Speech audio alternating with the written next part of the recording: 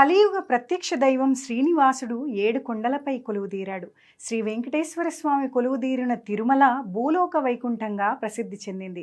ఇక స్వామివారికి దిగువన అంటే కొండ కింద శ్రీవారి దేవేరి శ్రీ పద్మావతి అమ్మవారు వెలసింది. తిరుచానూరులో కొలువుదీరిన పద్మావతి అమ్మవారి బ్రహ్మోత్సవాలు అత్యంత వైభవంగా కొనసాగుతున్నాయి.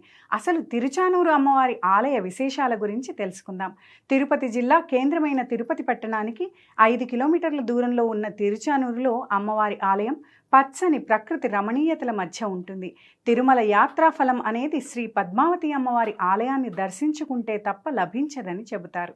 తిరుచానూరు అనేది శ్రీ పద్మావతి అమ్మవారి పుట్టినిల్లుగా చెబుతారు. దీన్నే అలిమేలు మంగాపురం అని కూడా పిలుస్తారు.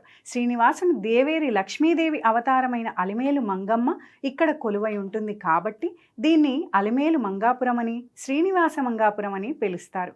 తిరుమల శ్రీ మలయప్ప స్వామి దర్శనం కోసం వెళ్లే భక్తులు ముందుగా తిరుచానూరులో శ్రీ పద్మావతి అమ్మవారిని దర్శించుకున్న మీదటే తిరుమలకు వెళతారు. అలా వెళితేనే యాత్రాఫలం దక్కుతుందని చాలామంది నమ్మకం.